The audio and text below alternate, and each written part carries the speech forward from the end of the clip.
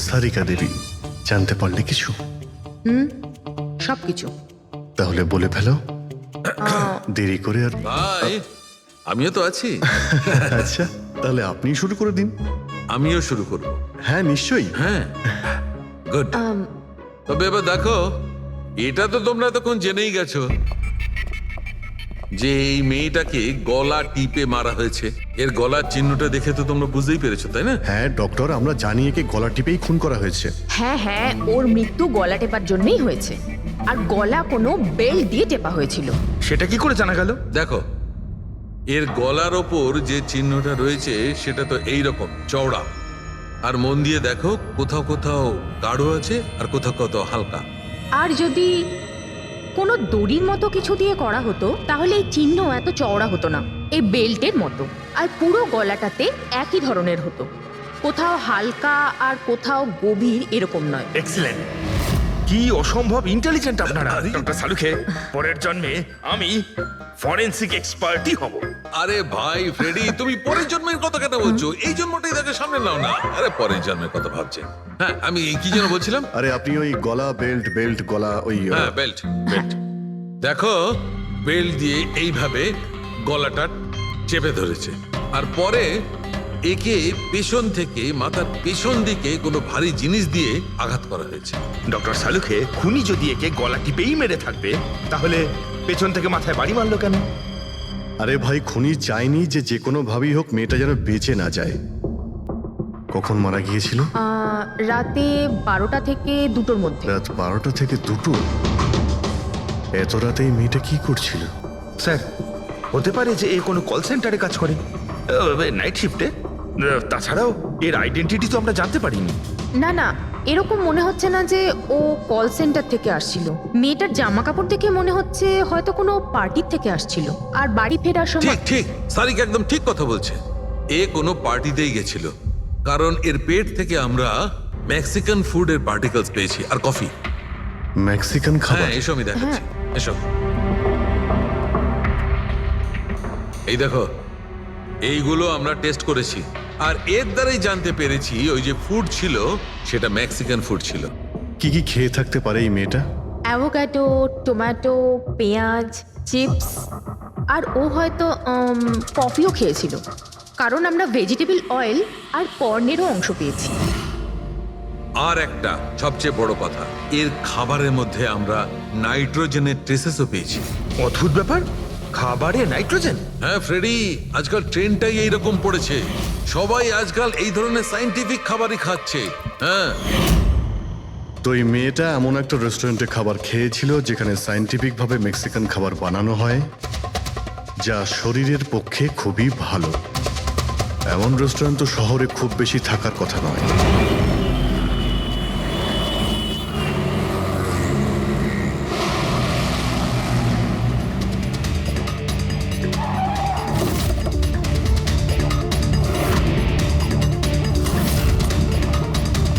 মনে হচ্ছে নিশ্চয়ই এখানে কোনো ক্লু পাওয়া যাবে।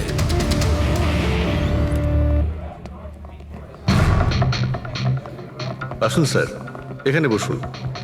আচ্ছা, আপনি এটা বলুন তো যে এই মেয়েটা আপনাদের এখানে খাবার খেতে এসেছিল? আপনারা আসলে কে? সিআইডি। এখন আর কোনো কথা নয়, শুধুমাত্র ঠিকঠাক জবাব দাও। হ্যাঁ স্যার, কাল রাতেও এখানে এসেছিল, কিন্তু স্যার সিআইডি ওকে কেন খুঁজছে? একে আমরা খুঁজছি না, এর খনিকে খুঁজছি। খুন হয়ে গেছে বেচারি।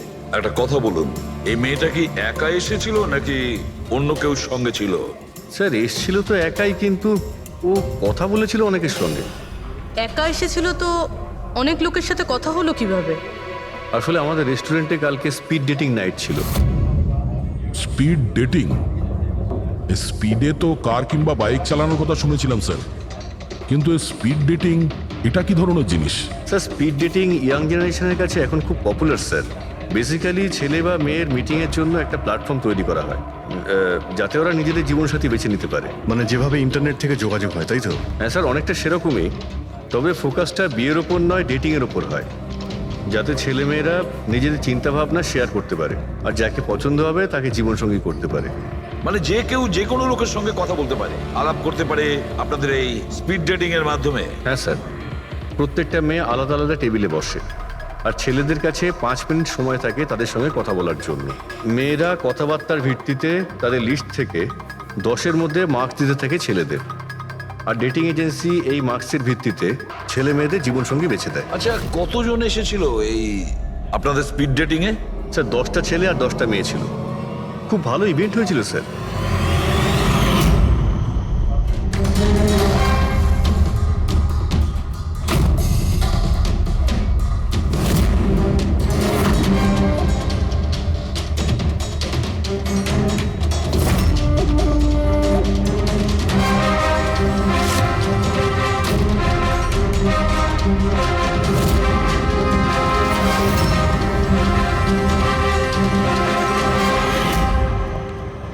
আর শুনুন, এই মেয়েটার সঙ্গে যত লোক এই আপনাদের স্পিড ডেটিং ফেয়ারে এসেছিল সবার ডিটেলস চাই আমাদের।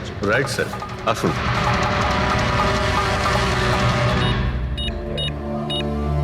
স্যার এই হলো এই ম্যাডামের ডিটেলস। মিস মালা বিরমানি, অ্যাড্রেসটা হলো A/231B ইউক্যালিপ 1111, ফোন নাম্বার 6528119991। এই সব কিছু ডিটেলস চাই আমাদের। আচ্ছা, ওই মেয়েটা কালকে মেক্সিকান খাবারের সঙ্গে কফিও খেয়েছিল কি? না স্যার, কফি তো পাওয়াই যায় না আমাদের রেস্টুরেন্টে। আপনাদের এই রেস্টুরেন্টে কফি পাওয়া যায় না? না স্যার। আচ্ছা আচ্ছা, আপনি এর প্রিন্ট আউটটা নিয়ে আসুন। আনছি স্যার। হতে পারে এই মালা এখান থেকে কোনো ছেলের সঙ্গে বাইরে গিয়েছিল কফি খেতে, খাওয়া দাওয়ার পরে, আর তখনইও খুন হয়ে যায়। কি? এটা কিভাবে সম্ভব? না, আচ্ছা ঠিক আছে, থ্যাংক ইউ। এত বড় একটা মিথ্যে! ওই মেয়েটার নাম ভুল আছে, ওই মেয়েটার অ্যাড্রেসটাও ভুল। আমি এটা ভেবে পাচ্ছি না যে কারোর লাইফ পার্টনার খুঁজতে গিয়ে সবকিছু এত ভুল কেন। হতে পারে ওই মেয়েটা ফ্রড। যাই হোক না কেন, ওকে তো শনাক্ত করতেই হবে। লাশের কাছে না মোবাইল ছিল আর না পার্স। স্যার, ওই মেয়েটা মারা গেছে 48 ঘন্টা হলো। ওর বাড়ির লোক কিংবা চেনাশোনা কেউ নিশ্চয়ই কোথাও রিপোর্ট লিখিয়েছে। পুরো বিয়েটা চেক করছে, আমরা জেনে যাবো। গোরেগাঁও পুলিশ স্টেশন মালা নামের কোনো মেয়ের মিসিং কেস ফাইল করা হয়েছে?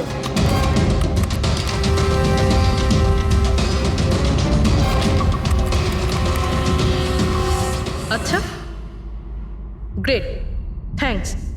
আপনি আমাকে কমপ্লেনের ফাইল পাঠাতে পারবেন?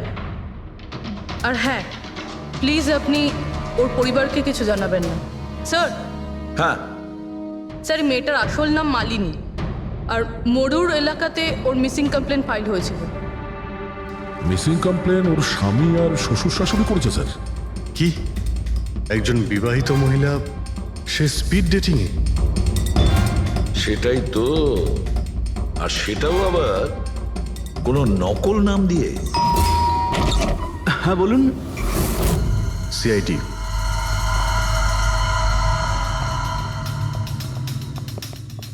এই দেখুন স্যার, বিয়ের এত বড় একটা ছবি টাঙিয়ে রেখেছে, আর মালিনী। যদি আমি এরকম করতাম, আমার বউ আমাকে বাড়ি থেকে বের করে দিত। স্যার, কিছু জানতে পেরেছেন? মালিনী কোথায়? আই এম সরি, কিন্তু একটা খারাপ খবর আছে। খারাপ খবর? মানে মালিনীর অ্যাক্সিডেন্ট হয়েছে? কোথায় ও? কোন হসপিটালে রয়েছে? কেউ আপনার স্ত্রীকে খুন করেছেন। হ্যাঁ, খুন? কিন্তু কে কে করেছে স্যার? দেখুন, এখন যে কথাটা আপনাদের বলতে যাচ্ছি সেটা শুনে হয়তো আপনারা আরো কষ্ট পাবেন।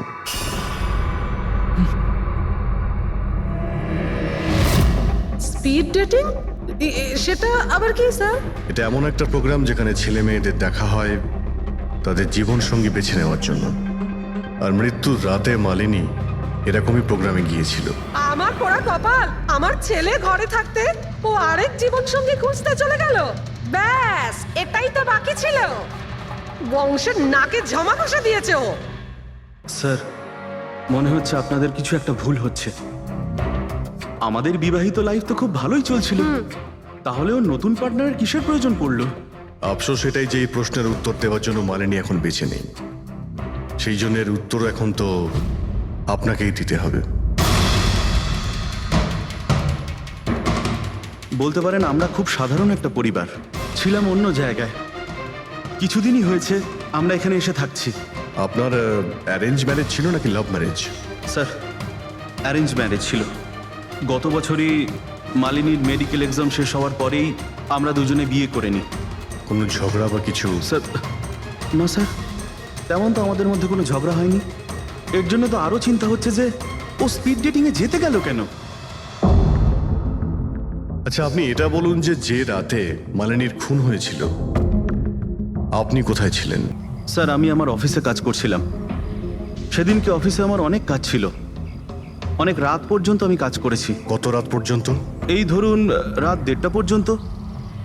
আমি তো বাড়িতে ফিরে জানতে পারলাম যে মালিনী বাড়িতে ফেরেইনি। ওর সঙ্গে কারো কোনো শত্রুতা? না স্যার, কোনো শত্রুতা তো ছিল না।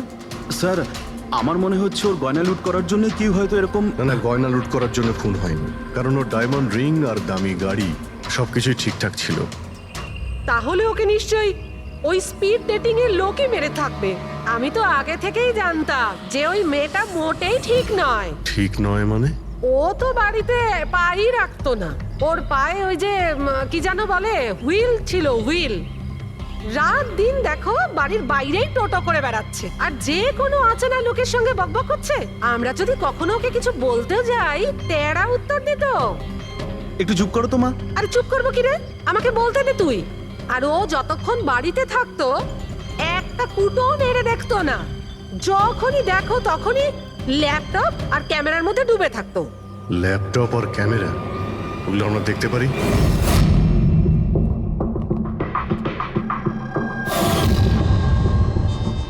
স্যার, এই হলো ওর ল্যাপটপ। আর এই ক্যামেরাটা কোথায়? ক্যামেরা স্যার, আমার মনে হয় না যে মালিনী ওর স্বামীকে ঠকাচ্ছিল। ও অন্য কোনো উদ্দেশ্যেই ওখানে গিয়েছিল। উদ্দেশ্য কি ছিল সেটা এই ক্যামেরা ল্যাপটপ থেকে জানতে পারাই যাবে। স্যার,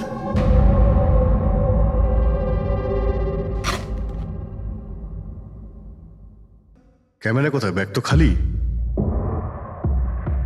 স্যার, ও তো ক্যামেরা এর মধ্যেই রাখতো, জানি না কোথায় আছে ওটা। এমনটা নয় তো মালিনীর পার্টস আর মোবাইলের সঙ্গে খুনি ক্যামেরাটাও নিয়ে চলে গেছে?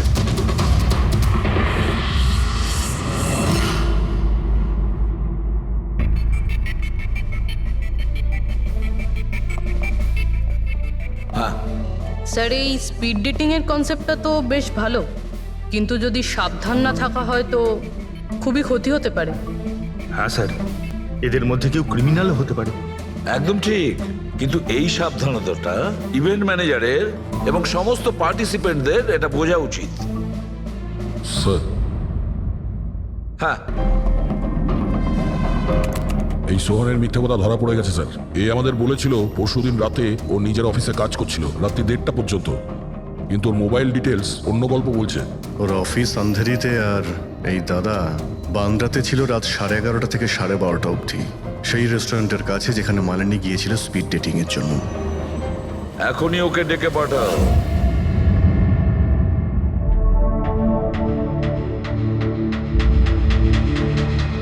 স্যার, আপনাদের মনে হয় কোথাও ভুল হচ্ছে। আর আমি আমার স্ত্রীকে কেন খুন করতে যাব?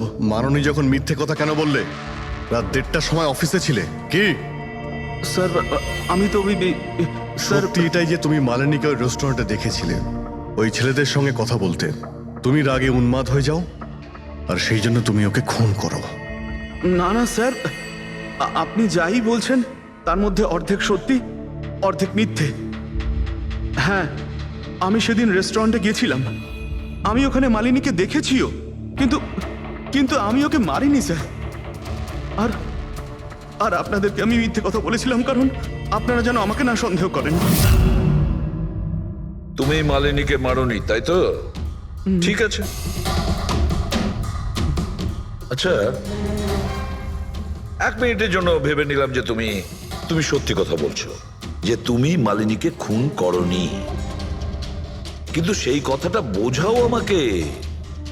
এটা বলো, তুমি আগে থেকেই কি করে জানতে যে মালিনী ওই রাতে ব্যান্ড্রার ওই রেস্টুরেন্টে স্পিড ডেটিং ইভেন্টে পার্টিসিপেট করতে যাচ্ছে?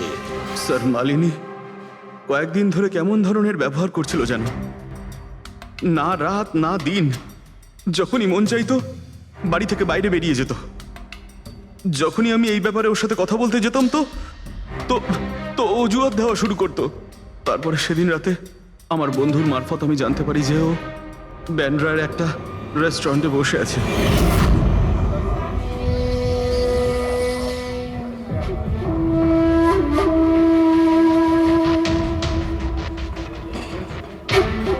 নিজের স্ত্রীকে স্পিড ডেটিং এ দেখে আমার মনটা একেবারে ভেঙে যায় স্যার। আমার মনে হয়েছিল যে আমার ভালোবাসায় কি কোনো খামতি রয়েছে, কিন্তু আমি ওই মুহূর্তে ওই রেস্টুরেন্টে ওর সাথে ঝগড়া করিনি।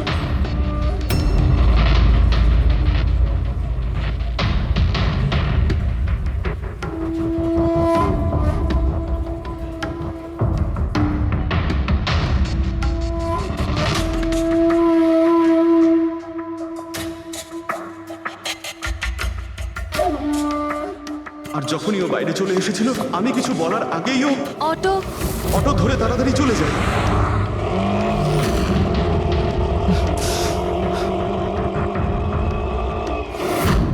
স্যার আমি সত্যি কথা বলছি, আমার উদ্দেশ্যটা শুধু ওর সাথে কথা বলাই ছিল, ওকে একেবারেই প্রাণে মারতে নয়। আফসোস যে মালিনীর সাথে আমি শেষ কথা বলতে পারলাম না।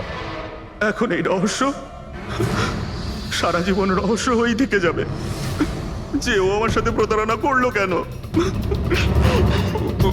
ও তোমার সঙ্গে প্রতারণা কেন করলো? ঠিক আছে, এবার আমি তোমাকে যেতে দিচ্ছি, কিন্তু এটা ভেবো না তুমি যে আমরা তোমাকে সন্দেহ করছি না। সেটা তো ততক্ষণই থাকবে যতক্ষণ না তুমি নির্দোষ প্রমাণিত হচ্ছ। বুঝেছো তুমি?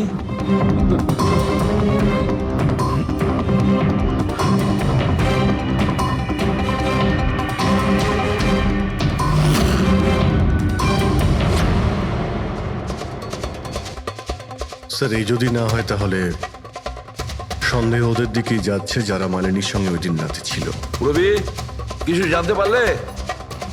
স্যার ওই দিন রাত্রে মালিনী 6 জন লোকের সাথে কথা বলেছিল। সুনীল, আরজে, হেমন্ত, গৌরব, ময়ূক আর প্রতীশ।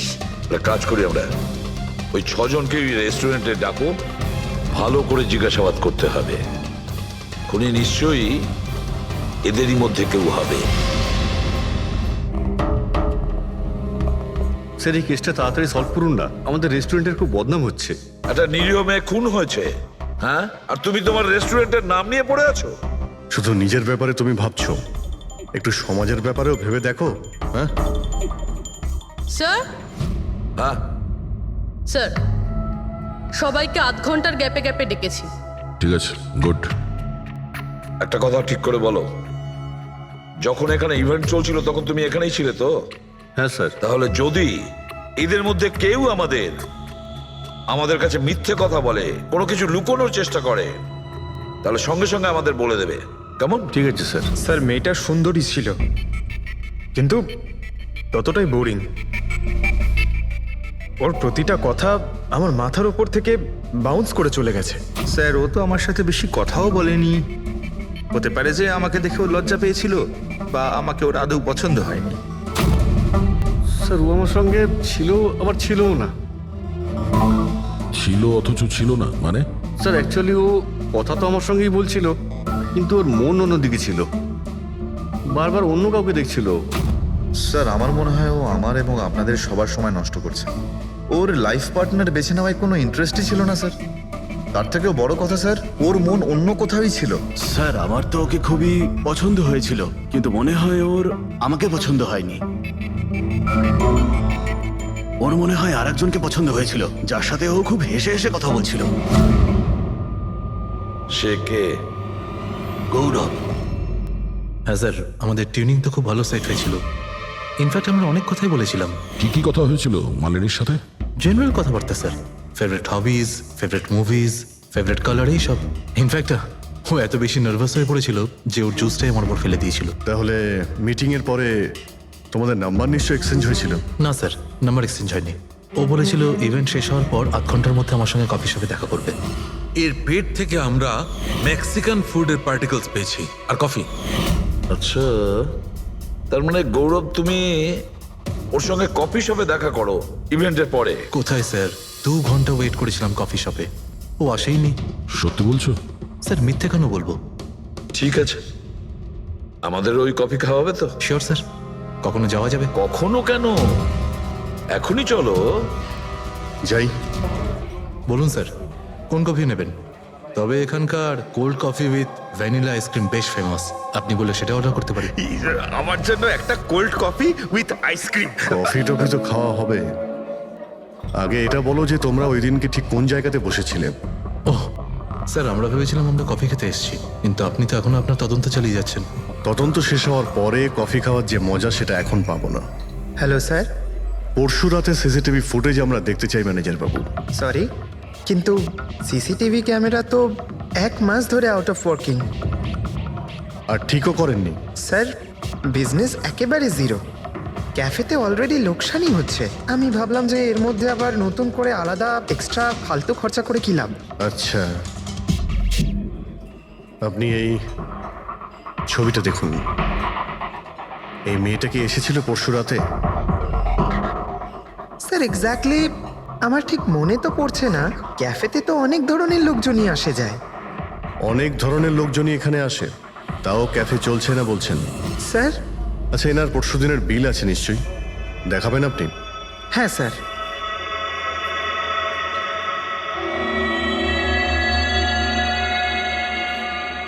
স্যার এই যে বিল, 27 তারিখ রাতের 11টা বেজে 4 মিনিটের বিল এটা। 1 মোকা কফি আর একটা ক্যাফেচিনো কফি। তুমি তো বললে তুমি একা ছিলে, তাহলে এই দুটো কফি কিসের জন্য? স্যার আমি তো ওর জন্য কফি অর্ডার দিয়েছিলাম, ও না আসলে আমি কি করব? আমি অনেকক্ষণ ওর জন্য অপেক্ষা করেছিলাম।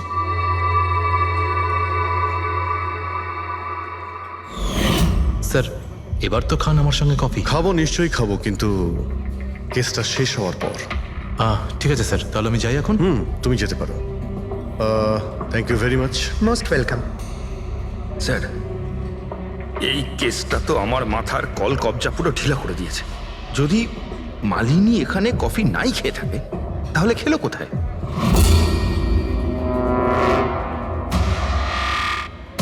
ওই গৌরবী আবার মালিনীকে মেরে ফেলেনি তো? ও মালিনীকে এই কফি শপে ডেকেছিল কফি খেতে, সে যখন আসে না ও ভেঙে পড়ে, খুন করে দেয়। যে কোনো কিছু হতে পারে এই কেসে ফ্রেডি, যে কোনো কিছু হতে পারে। স্বামীও মারতে পারে, ওই ছেলেদের মধ্যে কেউ হতে পারে, বা কোনো তৃতীয় পার্টি। মনে আছে তোর ক্যামেরাটা উধাও?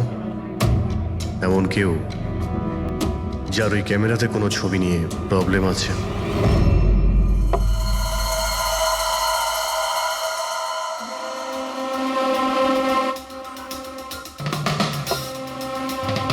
যদি মালিনীর ক্যামেরাটা উধাও হয়ে যায়, তাহলে মালিনী নিশ্চয়ই এমন কোনো ছবি তুলেছিল যেটাতে কারোর না কারোর রাতের ঘুম কেড়ে নিয়েছিল। স্যার, ক্যামেরা দিয়ে ছবি তোলার পরে বেশিরভাগ লোকেরা যে ল্যাপটপে সেগুলো সেভ করে রাখেন। স্যার ল্যাপটপে তো কোনোই ছবি নেই। হতে পারে ও ইন্টারনেটে কোথাও সেভ করেছে, নিজের ইমেল অ্যাকাউন্টে কিংবা কোনো পার্সোনাল ওয়েবসাইটে। তার মানে স্যার, আজকাল ক্যামেরা থেকে ডাইরেক্ট ফটো অনলাইনে সেভ হয়ে যায়। হ্যাঁ ফেডরিক, হতে পারে ইন্টারনেটের মাধ্যমে। ও গ্রেট। পাওয়া গেছে? হ্যাঁ স্যার। স্যার ফটোর ওয়েবসাইট আর তার পাসওয়ার্ড পেয়ে গিয়েছি, এই দেখুন। ওয়েল, দেখাও তো একটু। স্যার এই ক্যামেরা থেকে ভিডিও ফুটেজ বানানো হয়েছিল ওর মারা যাওয়ার কিছুক্ষণ আগে।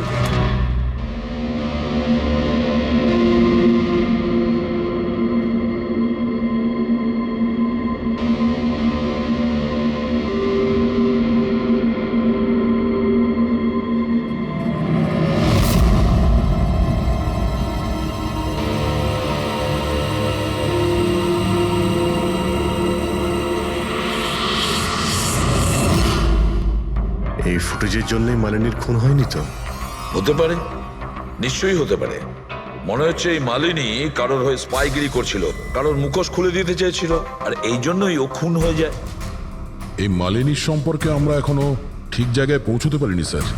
এতক্ষণ মনে হচ্ছিল যে ও স্পিড ডেটিং এর জন্য গেছে, তারপরে জানা গেল যে ও বিবাহিত, মেডিকেল প্রফেশনাল, আর এখন জানা যাচ্ছে ও কারোর ওপর গোয়েন্দাগিরি করছিল। আর ওই গোয়েন্দাগিরিটা কোনো মেডিকেল ফিল্ডের সঙ্গে কানেক্টেড হতে পারে, কারণ ফুটেজে দেখোনি চারিদিকে শুধু মেডিসিন সাজানো। স্যার, এই ফুটেজের মধ্যে একটা জায়গাতে একটা ছায়া দেখতে পাওয়া গেল না? খুনির হতে পারে। চেক করি চলো।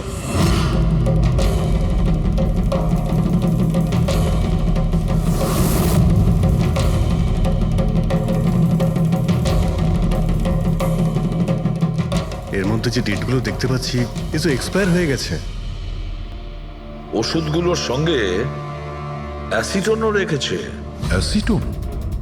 স্যার, এই কেমিক্যাল দিয়ে তো ওরা ওষুধের ওপর পুরনো এক্সপায়ারি ডেট উঠিয়ে দিয়ে নতুন ডেট দিতে পারে, আর সেটা ওরা বাজারে ছাড়তে পারে বিক্রির জন্য। কয়েকটা টাকার জন্য মানুষের জীবন নিয়ে এত বড় খেলা খেলছে। এটার খোঁজ নিতেই মালিনী ওখানে গিয়েছিল। হ্যাঁ স্যার, ওই খুনি মালিনীর ক্যামেরাটা তো চুরি করে নিয়েছিল, কিন্তু এটা জানতো না যে মালিনী মরার আগে পুরো ফুটেজটা ওয়েবসাইটে দিয়ে দিয়েছিল।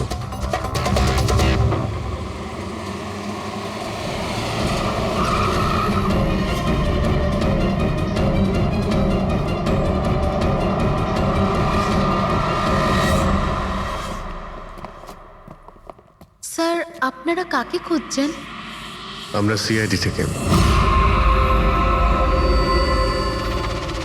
স্যার, এ তো আমাদের কোম্পানির ডিব্বা।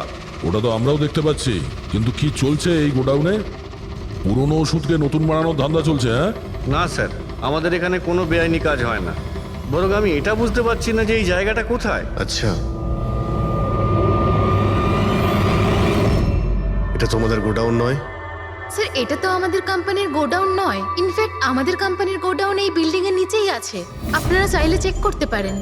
নিশ্চয় স্যার, আমাদের কোম্পানির নাম ভাঙিয়ে কেউ বেআইনি কাজ করছে। কিন্তু আপনাদের কোম্পানিতে যে পুরনো ওষুধ, ওগুলো কি করেন আপনারা? স্যার, একটা কোম্পানিকে আমরা কন্ট্রাক্ট দিয়েছি আমাদের কোম্পানির সব পুরনো মেডিসিনগুলোকে ডিস্ট্রয় করার জন্য। আমাদের কাছে রেকর্ডও আছে, আপনি চাইলে দেখতে পারেন। এক মিনিট।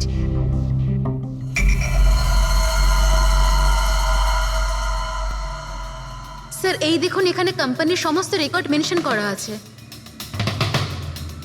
তো এদের কাছে তোমাদের কোম্পানির নতুন বক্সগুলো এলো কি করে?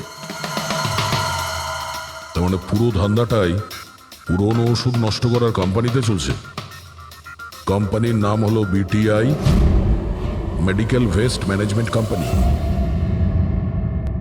এই কোম্পানিতে কার সঙ্গে কথাবার্তা হয় আপনাদের? স্যার, মিস্টার গৌরব কুমার। গৌরব কুমার? এই গৌরব কুমার? স্যার, ইনি মিস্টার গৌরব কুমার। হ্যাঁ স্যার, এই। কিন্তু আপনাদের কাছে এনার ফটো কিভাবে এলো? অনেক বড় ফ্যান আমি এর। দরজা সব লক চেঞ্জ হয়েছে কিনা? হ্যাঁ স্যার, এই নিন। তাড়াতাড়ি সবাই কাজ করো, অনেক কাজ পেন্ডিং রয়েছে। গো। কি ব্যাপার গৌরব, খুব রেগে আছো মনে হচ্ছে? স্যার, আপনারা এখানে? আমাকে ডাকতে পারতেন। ভাবলাম বারবার তোমায় কেন কষ্ট দেব, আমরাই চলে আসি। স্যার, এবারে আপনাদের কফি না খাইয়ে ছাড়ছি না। আচ্ছা, কখনো জেলের কফি খেয়েছো?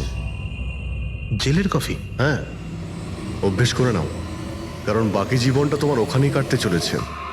স্যার, আপনারা এখনো আমাকে সন্দেহ করেন? সন্দেহ করবো না তো কি করবো? হ্যাঁ, ফিগল্যাক্সি কোম্পানির পুরনো ওষুধগুলোকে নতুন করার ব্যবসা করছো তুমি। আপনি কি বলছেন স্যার? তোমার কোম্পানির গোডাউন দেখতে হবে আমাকে, চলো দেখাও। স্যার, আমার কোম্পানির গোডাউনের চাবি হারিয়ে গেছিল। এই দেখুন, এই মাত্র ডুপ্লিকেট বানিয়ে আনলাম। আপনারা চাইলে আমার স্টাফেদের জিজ্ঞেস করুন। চাবি হারিয়ে গেছে? হ্যাঁ স্যার। এইভাবে কি করে হারিয়ে যেতে পারে? হ্যাঁ, জানি না স্যার। অ্যাকচুয়ালি ওই দিন যখন আমি স্পিড ডেটিং এ গেছিলাম, তখন আমার কাছে চাবিটা ছিল। তারপর হারিয়ে গেল। যখন তুমি স্পিড ডেটিং এর জন্য গিয়েছিলে, তখন চাবিটা নিজের সঙ্গে নিয়ে গিয়েছিলে? অ্যাকচুয়ালি স্যার, এই চাবিটা সবসময় আমি সঙ্গে রাখি। ফার্স্ট টাইম হলো এটা যে চাবি হারিয়ে গেল। এই মালিনী কি তাহলে চাবি চুরি করেছিল? তারপর ওখান থেকে সোজা বেরিয়ে এই গোডাউনে আসে ভিডিও করার জন্য। গৌরব, তুমি বলছিলে কি মালিনী তোমার উপরে জুস ফেলে দিয়েছিল? কি এক্স্যাক্টলি কি হয়েছিল? স্যার, অ্যাকচুয়ালি সেই রাতে। হেই, হাই। হাই। এর আগে আপনার কতগুলো গার্লফ্রেন্ড ছিল? গার্লফ্রেন্ড তো ছিল, ওর নাম ছিল খুশি। আচ্ছা, ব্যাপারটা এগুলো না কেন? অ্যাকচুয়ালি ওকে কেউ সিরিয়াসলি নিতই না। যখনই কাঁদতো সবাই বলতে এ তো খুশিতে কাঁদছে। আরে আপনার সেন্স অফ হিউমার তো, আরে আই এম সরি, আপনার শার্ট। ইটস ওকে, দোষটা আমারই। তারপরে চলে গেল। হয়তো চাবিটা সেই সময় হারিয়ে যায়।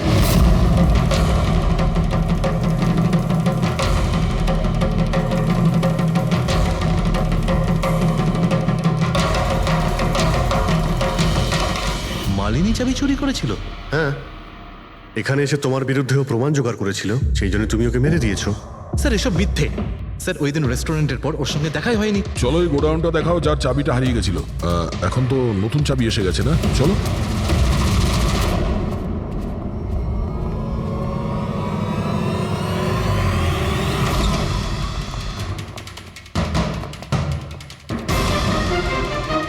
স্যার, এটা তো সেই জায়গাটাই যার ফুটেজ মালিনী শুট করেছিল।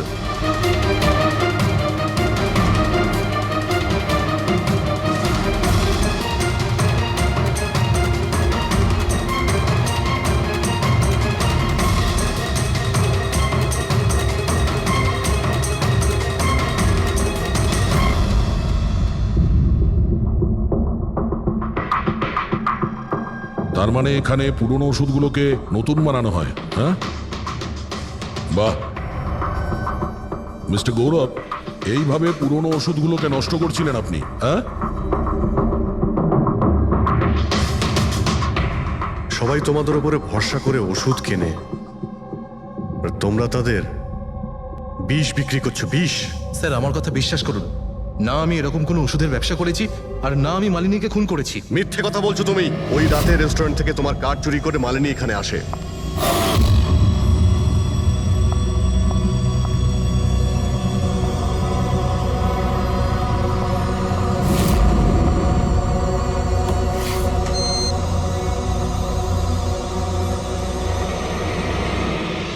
ও এখানে সেই ফুটেজ শুট করে।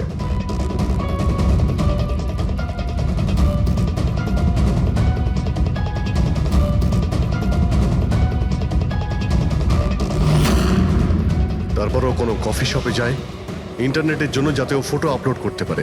এক্সকিউজ মি, ওয়াইফাই এর পাসওয়ার্ড? ঠিক আছে, থ্যাংক ইউ।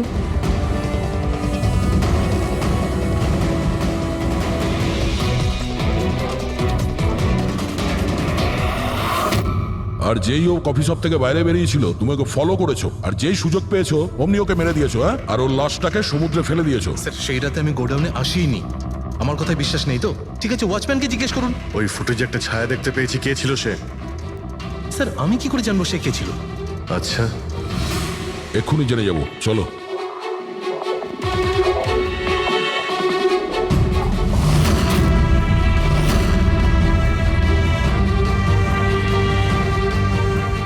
একটা কথা বলো, এই তোমাদের মালিক এই পরশু রাতে এখানে এসেছিল? তোমাদের মালিক এই পরশু রাতে এখানে এসেছিল? না স্যার, এই সাহেব তো আসেননি সেদিন রাতে। আচ্ছা, এই মহিলা এ এসেছিল?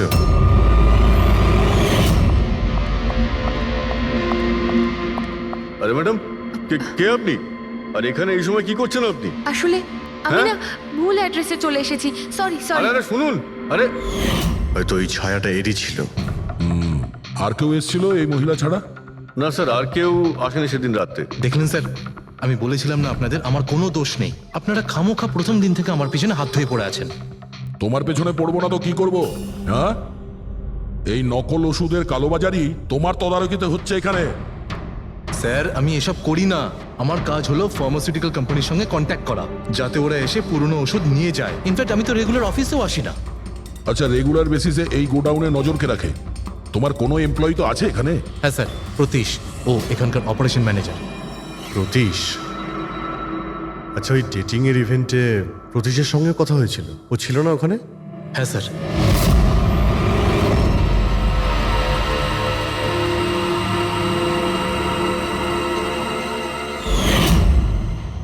আচ্ছা, এরকম নয় তো যে ওই প্রতীশ মালিনীকে দেখে নিয়েছে চাবি চুরি করতে আর ওকে ফলো করেছে? এই প্রতীশের সঙ্গে একটু দেখা করতে হবে।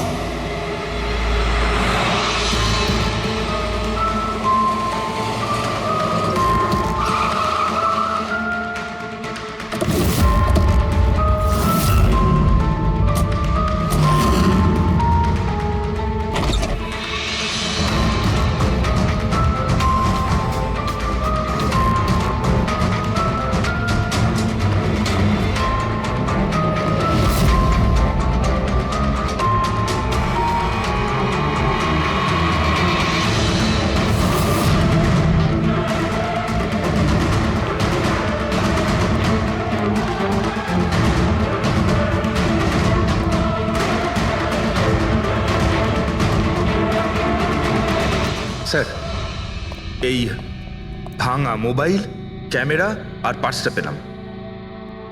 স্যার স্যার ওখান থেকে পালাচ্ছে।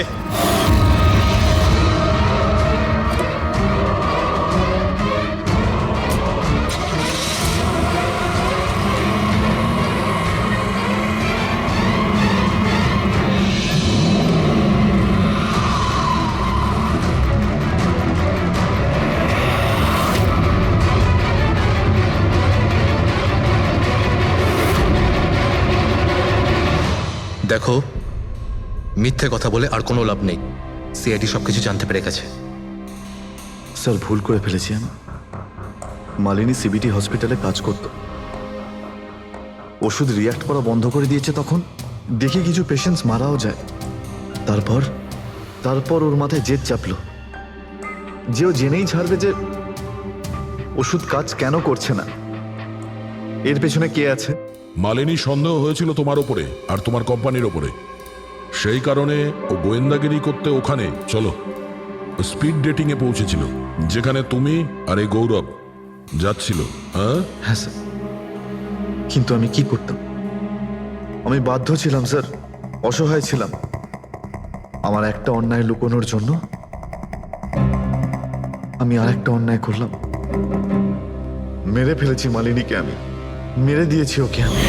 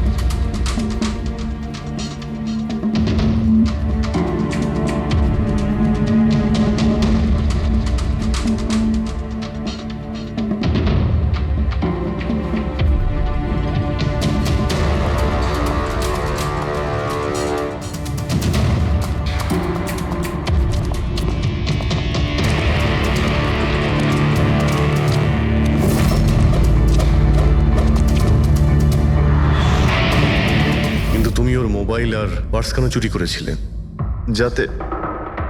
যাতে আপনারা মনে করেন স্যার লুটপাটের চক্করে চুরি হয়ে গেছে। লুটপাট? কিন্তু ওর দামি ঘড়ি আর ডায়মন্ড রিং বের করতে ভুলে গিয়েছিলে।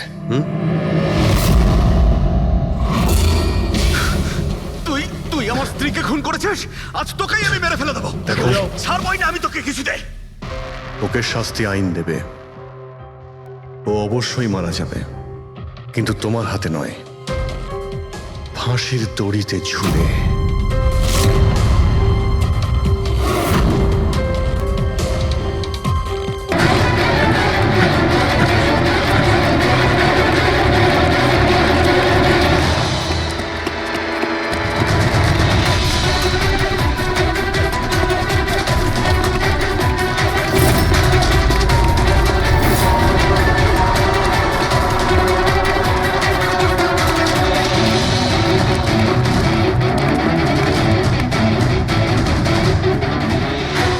পালিয়ে গেছে মনে হয় স্যার। যাবেটা কোথায়?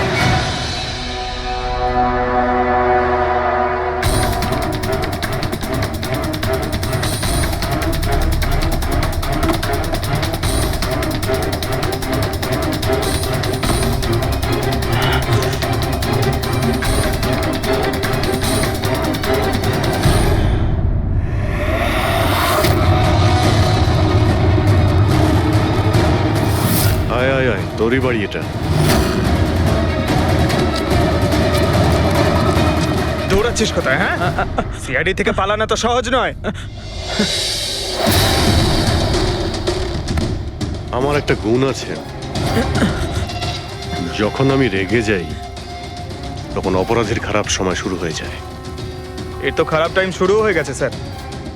এসব কোথা থেকে নিয়ে এসেছিস? হ্যাঁ,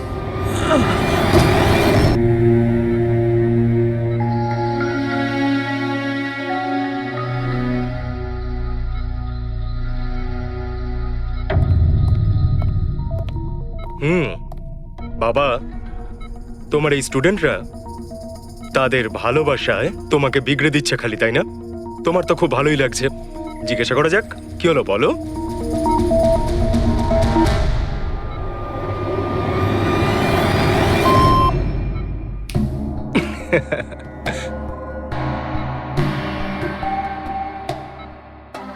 আরে এগুলো তো ময়লা কাপড়, তাই না? দিন, এটা আমাকে দিন। ভাই, আমি আসছি।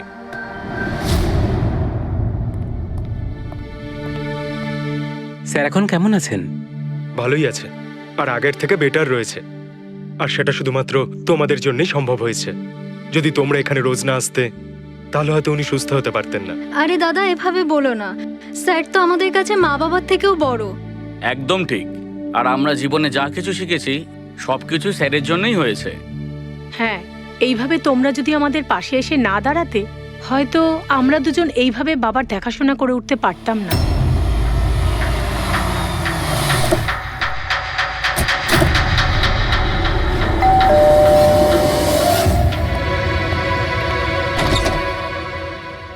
সন্দীপ আঙ্কেল, নমস্কার আঙ্কেল। নমস্কার। ভালো আছো? তোমার বাবা কেমন? ভালো আছেন, খুব ভালো আছেন। বাহ, বেশ কথা। দেখো, ওর জন্য এটা এনেছিলাম।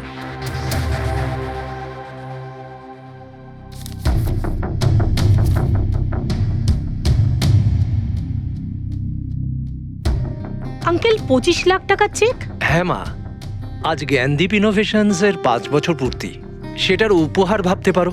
আঙ্কেল, সেটা ঠিক আছে, কিন্তু বাবা তো গত 2 বছর ধরে কোম্পানির জন্য কোনো কাজই করেনি। দেখো, কিছু সম্পর্ক এই সমস্ত কথাবার্তার অনেক ঊর্ধ্বে হয়। তোমার বাবা আর আমার বন্ধুত্ব অনেকটা এরকম। চলো জ্ঞানের সঙ্গে দেখা করি। বাবা, দেখো কে দেখা করতে এসেছেন। কেমন আছে আমার বন্ধু? আরে, আগে থেকে তো অনেক ফিট মনে হচ্ছে। যদি তোকে এত হ্যান্ডসাম লাগে, নার্স তোকে ভালোবেসে ফেলবে। শোনো প্লিজ, আমি তোমার বাবার সঙ্গে কিছু কথা বলতে চাই, if you don't mind. Sure uncle, যাওয়া যাক। হ্যাঁ হ্যাঁ, প্লিজ এসো সবাই।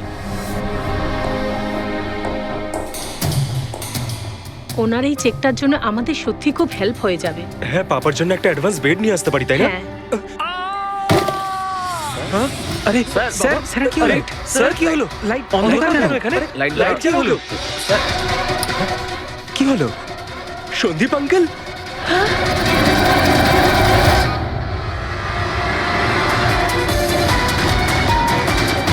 I think he is dead. জ্ঞান স্যার, আপনি ঠিক আছেন তো? এই ছুরিটা ক্যান্সারের হাতে?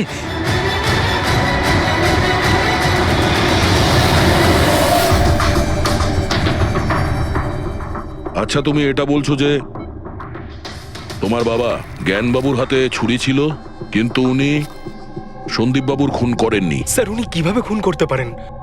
2 বছর ধরে তো উনি প্যারালাইজড।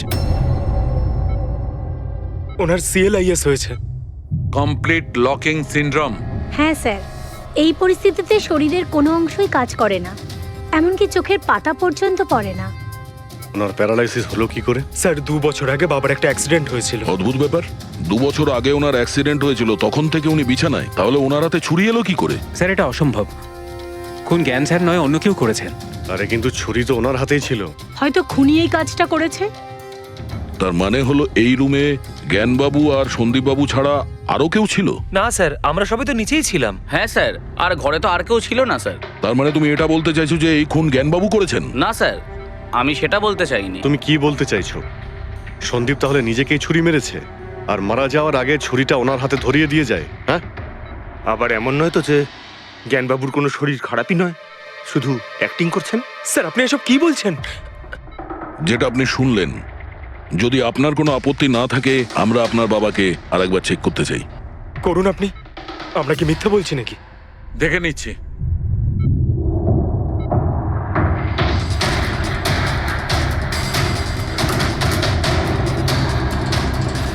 এনার তো পায়ের মাংসপেশিগুলো টোটাল অ্যাট্রোফিক হয়ে গেছে। তার মানে? মানে এক কথায় বলতে পারো যে পায়ের মাংসপেশিগুলো একদম ওই শিথিল হয়ে গেছে। উনি যদি চানও তাহলে 1 ইঞ্চিও এই খাট থেকে নড়তে পারবেন না। স্যার এবার তো আপনাদের বিশ্বাস হয়েছে তাই না, যে আমার বাবা নাটক করছে না? এটা তো একদম শিওর যে ওই সময় তৃতীয় কেউ ছিল এখানে। আচ্ছা, এই উনি আবার জানালা দিয়ে আসেনি তো? পঙ্কজ, ফ্রেডি, তোমরা জানালার আশপাশটা ভালো করে চেক করে দেখো তো কোনো প্রমাণ পাওয়া যায় কিনা। স্যার। অদ্ভুত ব্যাপার, প্রথমবার এইরকম হলো যে খুনির সাক্ষী এখানে রয়েছে কিন্তু সাক্ষ্য দিতে পারবেন না। সেটা পাওয়া যেতে পারে স্যার, সাক্ষ্য কি করে পাবো? এই মেশিনের সাহায্যে, যার নাম হলো BCI, ব্রেন কম্পিউটার ইন্টারফেস। এই মেশিনটা প্যারালাইজড পেশেন্টদের অনুভবগুলোকে বুঝতে সাহায্য করে।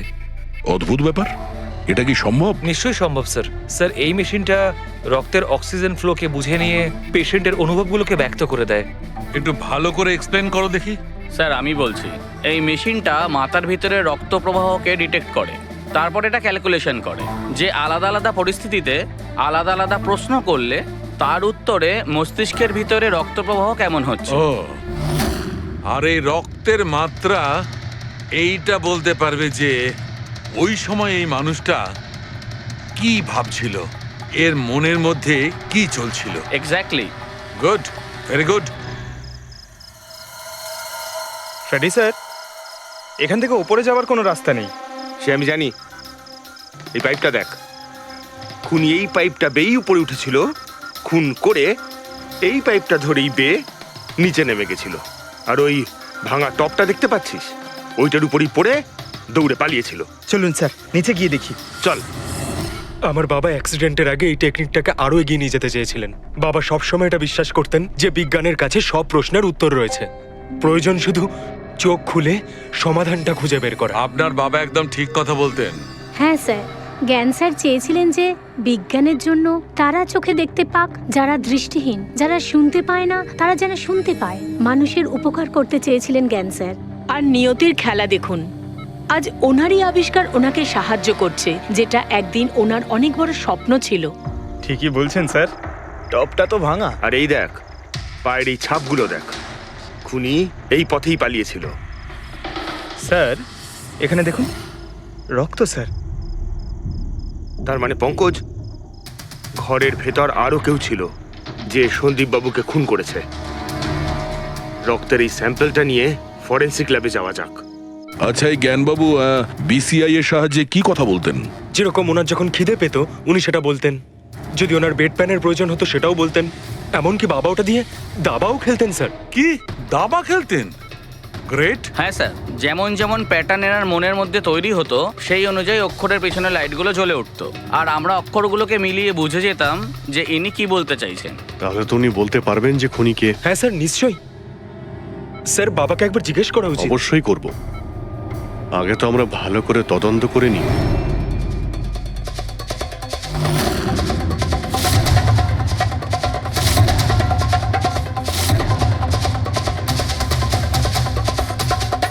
সারিকা,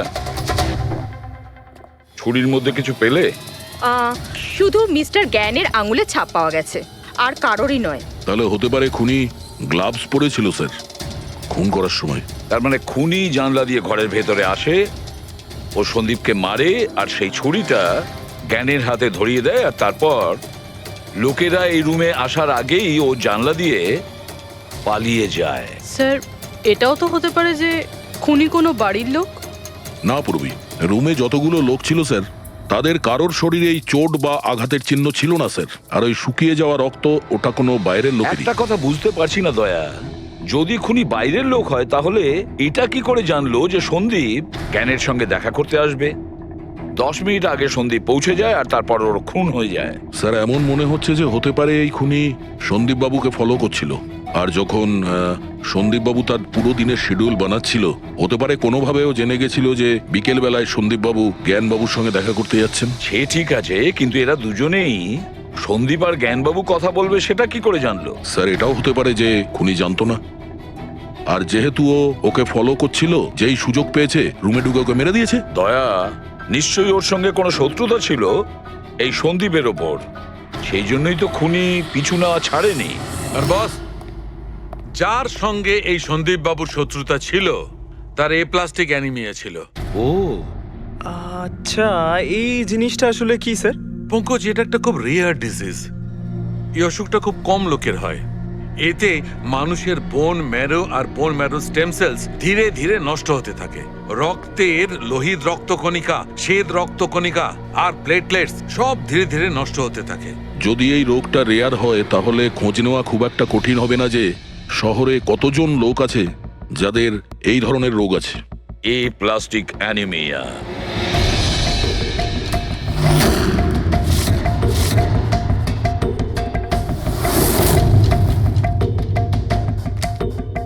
হ্যাঁ দা, কিছু পেলে? হ্যাঁ স্যার, এই শহরে সব মিলিয়ে ৪৫ জন লোক আছে যারা এই রেয়ার অসুখে ভুগছে স্যার। তাদের মধ্যে ১৬ জন তো দেশেই নেই। তার মানে বাকি রইল ২৯। তাদের মধ্যে ১৪ জন এমন লোক আছে যারা বয়স্ক, মানে উঁচু ব্যালকনি থেকে লাফাতে পারবে না। বাকি রইল ১৫। তাদের মধ্যে ৭ জন বাচ্চা আছে যাদের বয়স ১২ বছরের কম। তাহলে বাঁচলো ৮ জন। হ্যাঁ স্যার, আর ৮ জনের মধ্যে তো ৪ জন এমন আছে স্যার যারা অনেক বেশি মোটা স্যার। এই দেখুন, ও এরা না ওই ব্যালকনিতে উঠতে পারে না লাফাতে পারে, অসম্ভব স্যার। তার মানে দয়া, আমাদের কাছে সাসপেক্ট ৪ জন। ৪ জন সাসপেক্ট। হ্যাঁ স্যার। নাম কি তাদের? স্যার লীলা, রমেশ, সুনীল আর হেমন্ত। নীলা, রমেশ, সুনীল আর হেমন্ত। রবি, স্যার একটু দেখো তো আমাদের ক্রিমিনাল ডেটাবেসে কোনো পুরনো পাপি কিনা।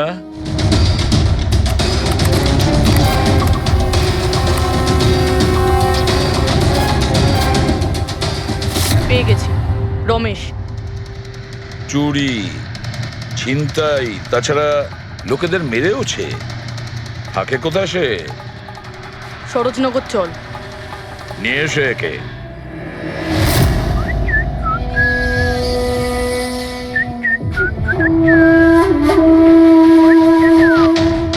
মালা, একটা ফুলের মালা আমাকেও একটু পরাও। আচ্ছা বলো, বিয়ে কবে করছো? বিয়ে? আর তোকে? আমার এতটাও খারাপ সময় আসেনি যে তোকে বিয়ে করতে হবে। কেন? তুই এতটাই খারাপ দেখতে যে তোর বাড়ির আয়না ভয় পেয়ে যায় তোকে দেখে। কিন্তু তোমার বাড়ির আয়না তোমার জন্য কবিতা বলে, এটা আমি খুব ভালো করে জানি। আরে তোর হাতে আবার কি হলো? আরে কিছু না, শত্রুর সাথে যুদ্ধ করতে গেলে এরকম চোট লেগেই থাকে মালা দেবী। নাটক করিস না, বল কি হয়েছে? ব্যাপারটা এই যে আমি হেঁটে হেঁটে যাচ্ছিলাম, হঠাৎ করে দেখলাম একটা বুড়ি মহিলা রাস্তা পেরোনোর জন্য এগোচ্ছিল। তখনই উল্টো দিক থেকে একটা মোটরসাইকেল খুব জোরে, খুব স্পিডে, ১০০ স্পিডে ওর দিকেই এগোচ্ছিল। যখনই মোটরসাইকেল ওই বুড়ি মহিলাকে ধাক্কা মারতে যাচ্ছিল, মাঝখানে পৌঁছে গেলাম আমি আর বাঁচিয়ে নিলাম ওকে। আচ্ছা, তুই এতটাই সাহসী? আমি কি কি ভালো পারি সে ব্যাপারে তো তুমি এখনো জানোই না। আচ্ছা বল, আর কি কি গুণ আছে তোর মধ্যে? আমার ভালো গুণগুলো হলো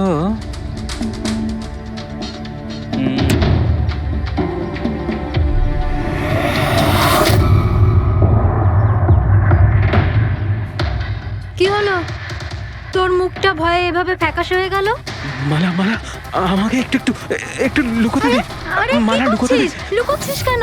আরে মালা, আরে কেন লুকোচ্ছিস তুই? এটা কি করে দিলি তুই? আমার সব ফুল নষ্ট করে দিলি। স্যার এ তো সেই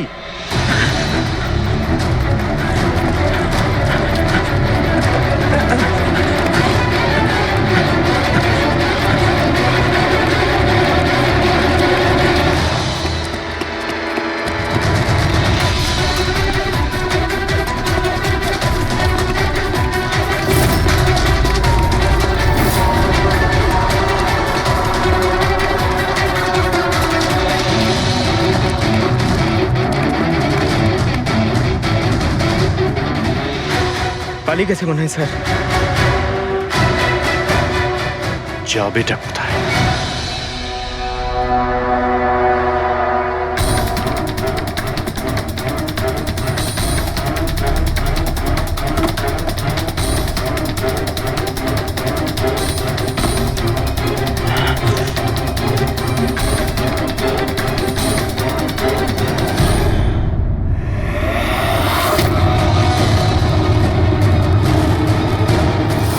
আয় আয় আয়, তোরই বাড়ি এটা।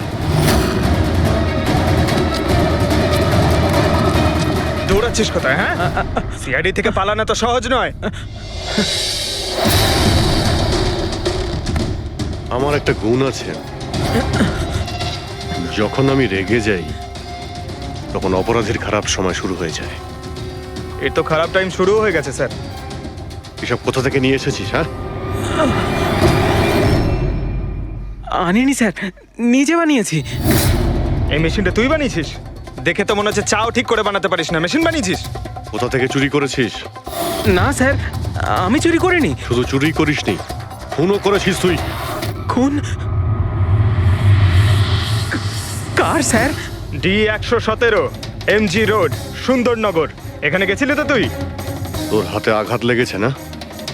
তোর এই রক্ত আমরা ওখানে পেয়েছি। আমার ছিল না স্যার। তোরই ছিল। তুই যে হসপিটালে ট্রিটমেন্ট করিয়েছিলি সেখানেই ম্যাচ করে গেছে। মাঝার কোনো রাস্তা নেই? না, সোজা ফাঁসি। চুরির জন্য ফাঁসি দিয়ে দেবে? চুরি নয়, খুন, সন্দীপের খুন। না স্যার, আমি কোনো খুনই করিনি। আমি তো শুধু ওখানে চুরি করতে গেছিলাম। তুই একে খুন করিসনি? হে ভগবান, কি বিপদে পড়লাম। মায়ের দিব্যি বলছি স্যার, আমি কোনো খুন করিনি। আমি তো খবর পেয়েছিলাম যে ওখানে একটা লোক থাকে যার প্যারালাইসিস হয়ে গেছে। চুরি কোথায় করতে হবে সেটা ভালো করে জেনে নিয়ে আমি ওখানে শুধু চুরি করতে গেছিলাম। আমি ওখানে শুধু এই কারণেই গেছিলাম। আমি তোকে চিনিও না, কেন মারবো? কারণ সন্দীপ তোকে চুরি করার সময় দেখে ফেলে, তাই একটা অপরাধ লুকোতে গিয়ে আরেকটা করে ফেলেছিস। হ্যাঁ, এই কথাটা সত্যি স্যার যে আমি ওখানে গেছিলাম। আর সন্দীপ আমাকে দেখে চিৎকারও করেছিল। ওর চিৎকার শুনে আমি ভয় পেয়ে গিয়ে পালিয়ে এসেছিলাম। তাহলে তোর লাগলো কি করে? এটা যখন সন্দীপ চিৎকার করলো তখনই লাইট চলে গেছিল, আর অন্ধকারে আমি নিচে লাফালাম। ওই লাফাতে গিয়ে চোট লেগে গেছে। ওই রুমের মধ্যে তুই ছাড়া সেই সময় আর কেউ ছিল না। তুই খুন না করলে কে খুন করবে? না স্যার, আমি ছাড়া অন্য কেউ ছিল ওখানে। কে?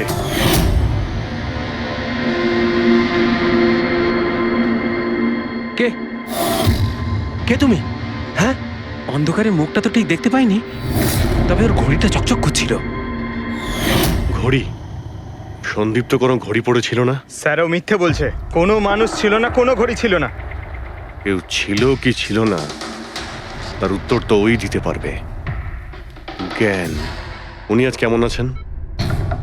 স্যার আগের থেকে বেটার, কিন্তু আজকে কিছু জিজ্ঞাসা করতে চান ওনাকে? শুরু করি। শিওর স্যার, কিন্তু আপনারা যা জিজ্ঞেস করতে চান একটু স্লোলি জিজ্ঞাসা করবেন স্যার, যাতে উনি আপনাদের এক একটা শব্দ বুঝতে পারেন স্যার।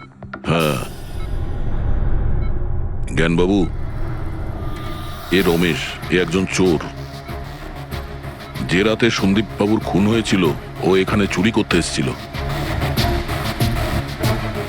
ও বলছে যে সেই রাতে এখানে অন্য কাউকে দেখেছিল।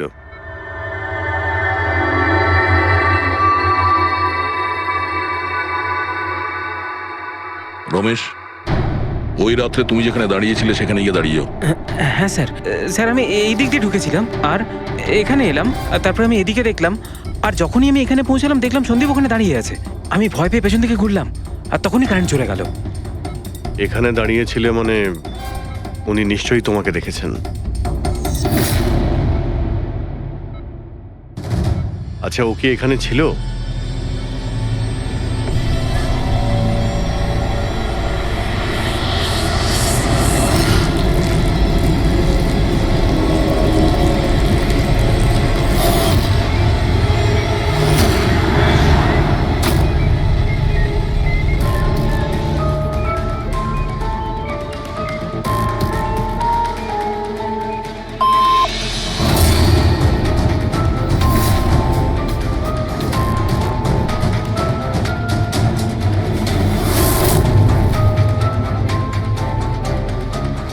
আচ্ছা, রমেশই কি খুন করেছিল?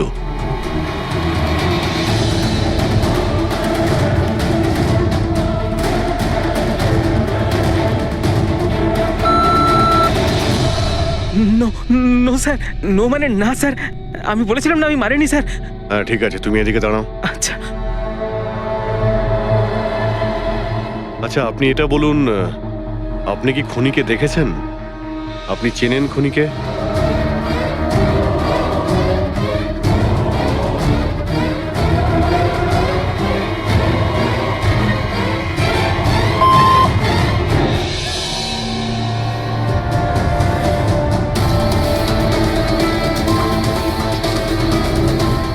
আচ্ছা, খুনি এই মুহূর্তে এই রুমে আছে?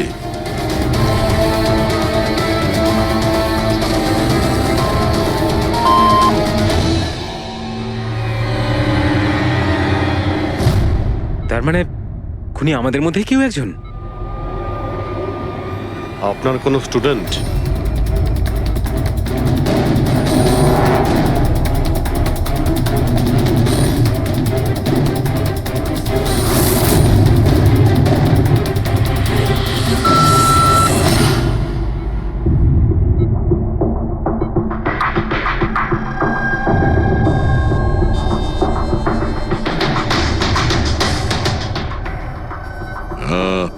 নার্স কিংবা ওয়ার্ড বয়?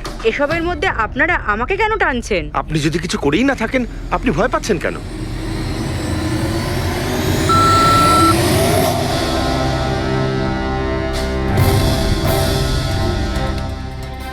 জ্ঞানবাবু, তাহলে শুধুমাত্র তো আপনার ফ্যামিলির লোকেরা আছে।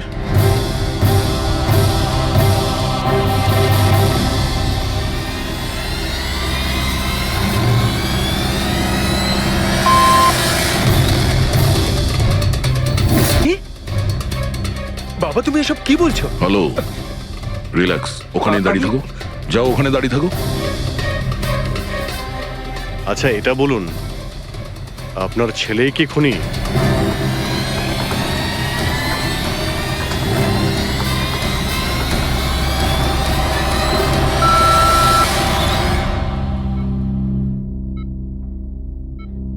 এখন তো শুধু আমিই আছি, কিন্তু আমি এই খুন করিনি।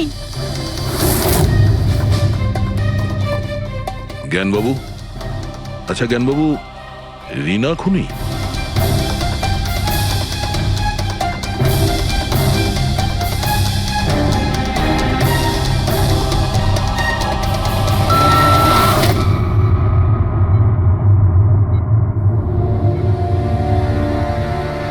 আপনি আমাদের বললেন যে আপনার পরিবারেরই কেউ খুনি, তাহলে সে কে?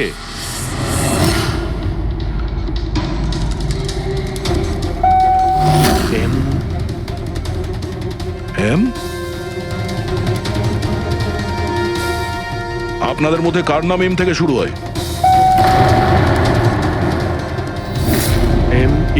মি মানে উনি? জ্ঞানবাবু, আপনি বলছেন যে খুন আপনি করেছেন?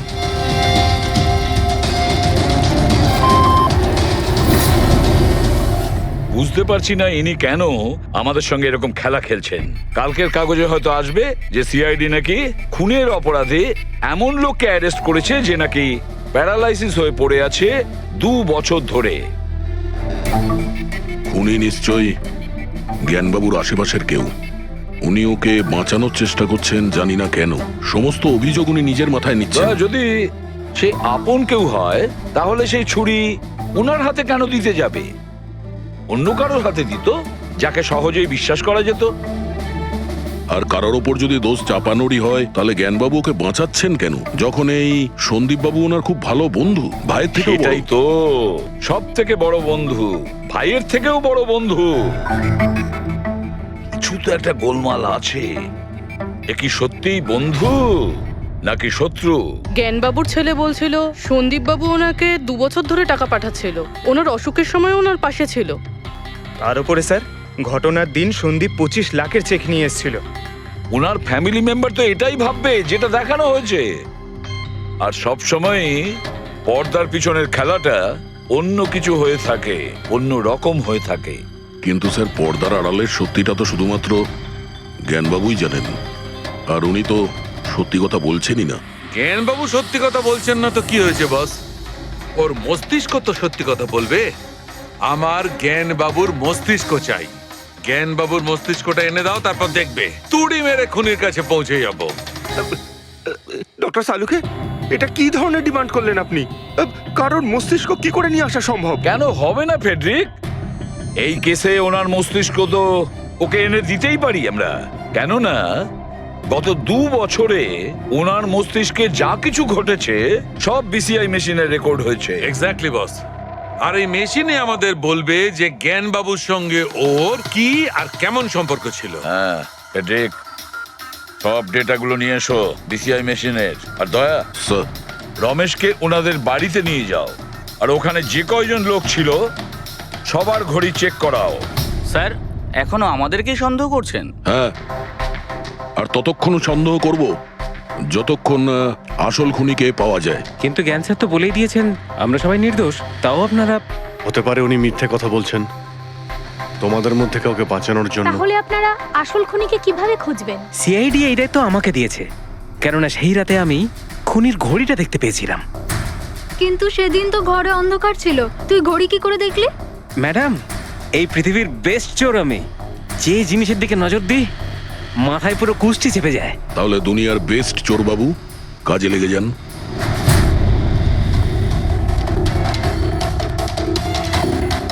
সস্তা, টেকসই, সুন্দর, 11,000 টাকা। না, এ নয়।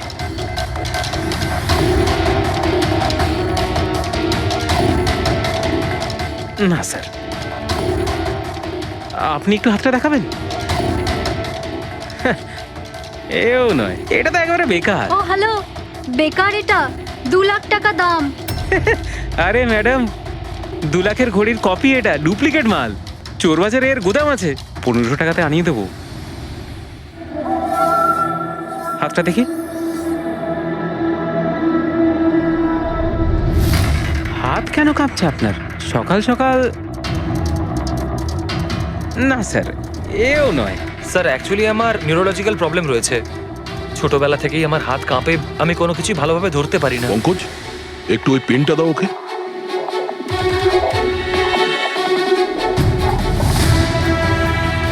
ঠিক করে ধরবেন আপনি। এ তো পেনটাও ধরতে পারছে না। স্যার, অ্যাকচুয়ালি জ্ঞান স্যার আমার এই প্রবলেমটাই সলভ করতে চেয়েছিলেন।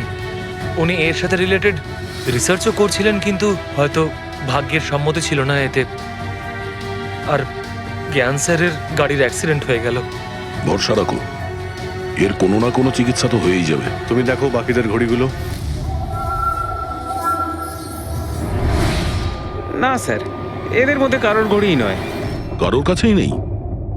হতে পারে খুনির কাছে 1-এর থেকে বেশি ঘড়ি আছে। ওই দিন ও যে ঘড়িটা পড়েছিল আজ ওটা পড়েনি। হায় ভগবান, আপনি এখনো সন্দেহ করছেন? পঙ্কজ, এই রমেশকে নিয়ে যাও। পৃথিবীতে যত ঘড়ি আছে, যত মডেলের রয়েছে, সবগুলো দেখাও ওকে। স্যার, যত ঘড়ি আছে, যত মডেল আছে, সব? তবেই তো জানা যাবে খুনি কোন মডেলের ঘড়ি পড়েছিল। এক মিনিট, একটু এদিকে আয়, এদিকে আয়।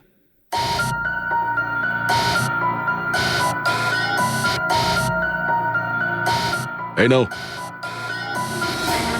নিজের মানিব্যাগ সাবধানে রাখবেন যখন এই লোকটার সাথে আছে। হ্যাঁ, বলেছিলাম না পৃথিবীর বেস্ট চোর আমি। আর দীপিকার ইয়াররিং? আমার ইয়াররিংস? বার কর। স্যার, আপনি এটাও দেখে ফেলেছেন? সিআইডি থেকে কিছু লুকোনো যায় না। হ্যাঁ, যা। আয় বেস্ট চোর, এদিকে আয়। আপনারা এটা বলুন যে এই জ্ঞানবাবু আর সন্দীপের মধ্যে কোনো কি প্রবলেম চলছিল? স্যার, খুব ভালো সম্পর্ক ছিল। তাহলে জ্ঞানবাবু সন্দীপবাবুর খুনের অভিযোগ নিজের মাথায় নিলেন কেন? ওনাদের দুজনের ভেতরে কোনো টেনশন হয়েছিল? না স্যার, কোনো টেনশন তো ছিল না, কিন্তু একটা বিষয় নিয়ে তর্ক হচ্ছিল। অ্যাক্সিডেন্টের ঠিক আগে ওনার বিসিআই মেশিনটা একটা পয়েন্টে এসে আটকে গেছিল, আর কোনো রকম সলিউশনও পাওয়া যাচ্ছিল না। এই জন্য জ্ঞান স্যার সবসময় বিরক্ত থাকতেন আর খুব রাগও করতেন। হ্যাঁ স্যার, যখন সন্দীপ আঙ্কেল বাবাকে বলেছিলেন যে আপনি চিন্তা করবেন না, দেখবেন সব ঠিক হয়ে যাবে, তখন বাবা ওনার উপরও রেগে গেছিলেন।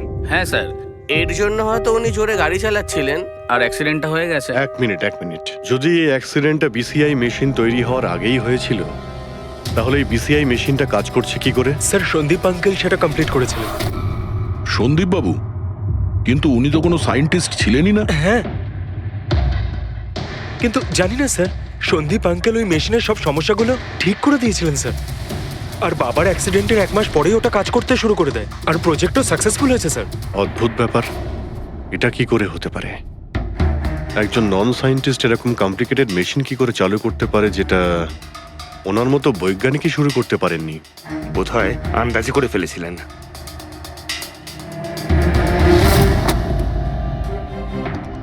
মাই গড, গত 2 বছরে এত ডেটা বেরিয়েছে ওনার একার? হ্যাঁ বস, আর এই পেপারগুলোর প্রত্যেকটা জায়গা খুঁটিয়ে খুঁটিয়ে ভালো করে দেখতে হবে যে সত্যিটা কি ছিল যেটা জ্ঞানবাবু আমাদের থেকে লুকোতে চাইছেন। এক একটা শব্দ, এক একটা অক্ষর জুড়ে তার প্যাটার্ন বানিয়ে দেখতে হবে। চলে এসো, সবাই মিলে কাজ করি। সবাই চলে এসো। রেডি?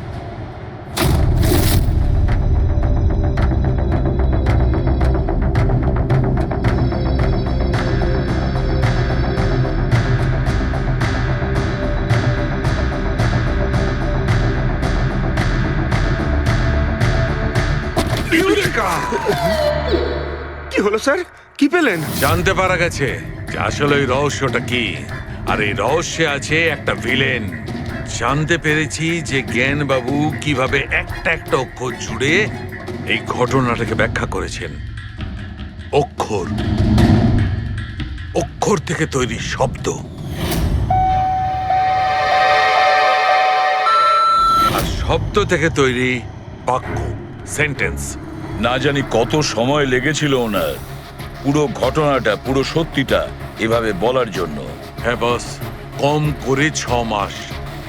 আর সেটা তখন শুরু হয়েছিল অ্যাক্সিডেন্টের ঠিক আগে। আজকের পর থেকে এই কোম্পানিতে তুমি সাইলেন্ট পার্টনার, আর তোমার লাভ শুধুমাত্র 5% হবে, আর তার থেকে বেশি তুমি 1 টাকাও পাবে না। ও ওকে ওকে ওকে ওকে, আমার মনে হচ্ছে তোমার এই প্রজেক্টটা কমপ্লিট হয়ে গেছে আর তুমি সফল হয়ে গেছো। হ্যাঁ হ্যাঁ, আমি সফল হয়ে গেছি, কিন্তু আমি এই মেশিনটা গরিবদের জন্য বানিয়েছি, মানবতার জন্য বানিয়েছি, তোমার মতো লোভী মানুষদের জন্য বানাইনি। আজকের পর থেকে আমরা একসাথে কাজ করব না। আমি যাচ্ছি, কফির জন্য বৌদিকে ধন্যবাদ জানিয়ে যাচ্ছি।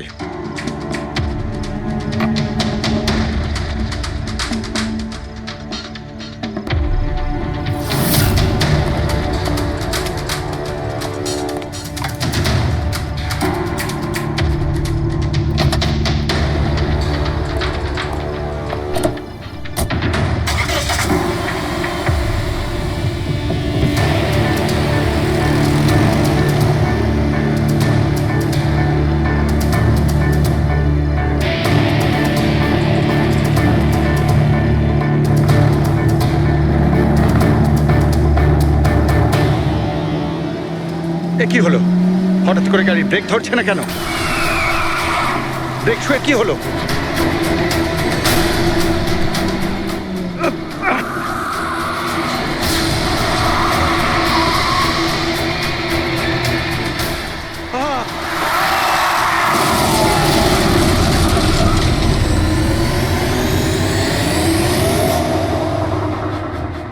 এবার বুঝতে পেরেছো আমাকে ঘাটানোর পরিণাম? আমাকে তুমি 5% দিতে যাচ্ছিলে, তাই না? এবার দেখো, আমি তোমাকে 5% দেব সারা জীবনের জন্য। তার মানে সন্দীপ যে বন্ধুত্বের নাটকটা করছিল আসলে ও মুখোশ পড়া শয়তান ছিল। আর স্যার, যদি পুরো ডেটা এই কাগজে লেখা থাকে, তার মানে হলো জ্ঞানবাবু এই কথাটা নিজের মনে রাখেননি, কাউকে না কাউকে সন্দীপবাবুর আসল উদ্দেশ্যটা বলেছেন।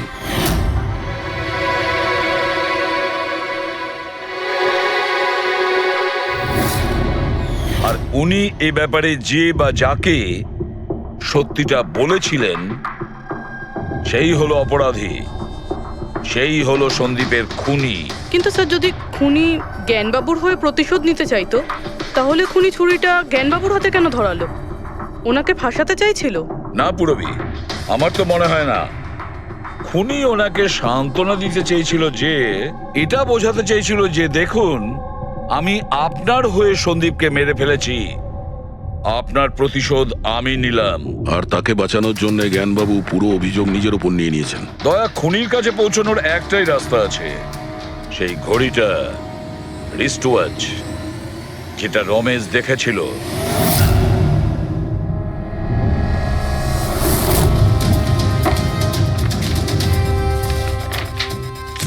আরে ভাই তাড়াতাড়ি কর, এত সময় নেই আমাদের কাছে। পঙ্কজ, আরে দেখছি তো আমি। কি হচ্ছে?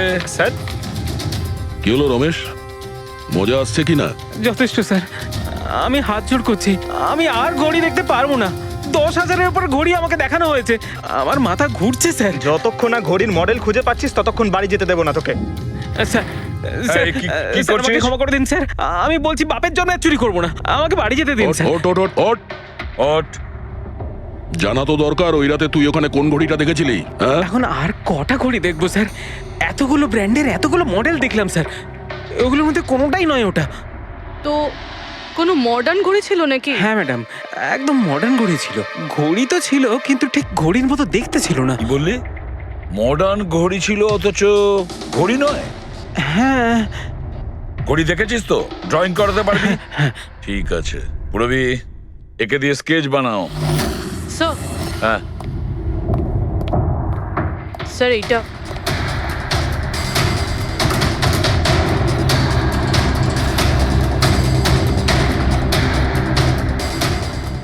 মাই গড, কি হলো? 1 মিনিট বস, একদম জ্যাকপট লেগে গেছে। রমেশ, এদিকে এসো। ওকে, মন দিয়ে দেখো, এই ঘড়িটাই ছিল। এটাই ছিল, একদম এটাই ছিল স্যার। এটা কিরকম ঘড়ি স্যার? চুরি করলে কত পয়সা পাবো? পয়সা নয়, টাকা পাবে, লাখ লাখ টাকা।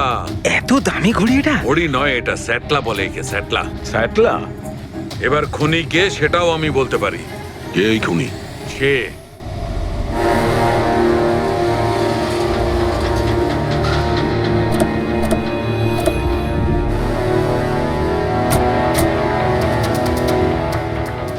আপনি একটু আপনার হাজবেন্ডকে ডাকুন। কিন্তু আপনারা কারা? আপনি ডাকুন না ওনাকে, উনি চেনেন আমাদের। সোনু, সোনু একটু বাইরে এসো, কারা দেখা করতে এসেছে?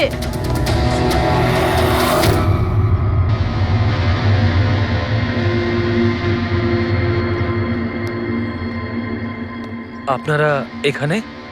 কি ব্যাপার? এমনি এখান দিয়ে যাচ্ছিলাম, তাই ভাবলাম যে দেখা করে যাই। আমি এরকম কথা আগেও শুনেছি। দেখা করে যাই না, তোমাকে গ্রেপ্তার করে নিয়ে যাই। গ্রেপ্তার? কিন্তু কিসের জন্য? আপনার স্বামী সন্দীপকে খুন করেছে। স্যার, আমি আপনাদেরকে বলেছিলাম তো, এই দেখুন, আমি ঠিক করে জলটাই খেতে পারি না, কারোর মার্ডার কি করে করব? খুন তো করেছো, আর তুমি এই হাত দিয়েই করেছো। কোথায় সেই সেটলা ওয়াচ? হ্যাঁ, ঘড়ি কোথায়? স্যার, আপনারা কোন ঘড়ির কথা বলছেন আমি কিচ্ছু জানি না। এক্ষুনি তুমি জানতে পারবে কোন ঘড়ির কথা বলছি। ফ্রেডি, পঙ্কজ, ঘরের তল্লাশি নাও। পঙ্কজ, উপরে যা, আমি বেডরুমটা দেখছি।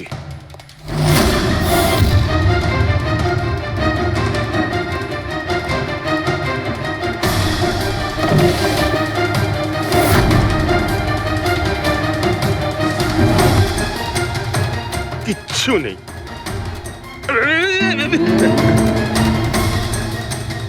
কি ফুটলো? স্যার, স্যার, বালিশটার মধ্যে কিছু একটা আছে। বালিশের ভেতরে?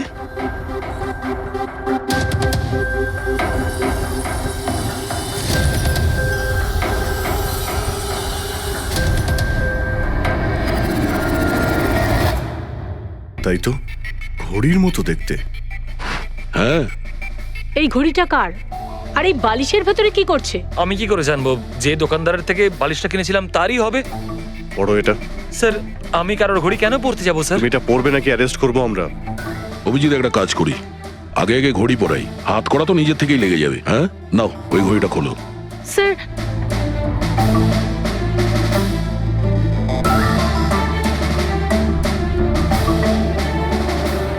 আরে বাহ, দেখো এর হাত কাঁপা বন্ধ হয়ে গেছে। হ্যাঁ স্যার, তো চমৎকার হয়ে গেল, এর হাত কাঁপা থেমে গেল। এটা কোনো চমৎকার নয়, এটা সায়েন্স। এবার দেখো এই ঘড়িটা পরার পরে সোনু কত সহজে খুন করতে পারে।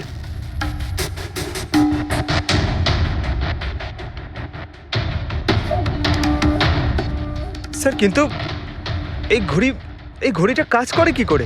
এটাকে সেটলা বলে পঙ্কজ। মোশন সেন্সর আর আর্টিফিশিয়াল ইন্টেলিজেন্স টেকনিক দিয়ে বানানো হয় এই ঘড়ি, কারণ ওর মতো যাদের এই রোগ আছে তাদের জন্য, মানে যাদের হাত কাঁপে। শুধু একটাই উদ্দেশ্য ছিল আমার, প্রতিশোধ আর প্রতিশোধ। জ্ঞান স্যার আমাকে বিসিআই এর সাহায্যে সবকিছু বলে দিয়েছিলেন। আপনাকে কথা দিচ্ছি স্যার, আপনার শত্রুদের শাস্তি দিলেই আমি একটু শান্তি পাবো। এটা আমার তরফ থেকে ছোট্ট গুরুদক্ষিণা মনে করতে পারেন।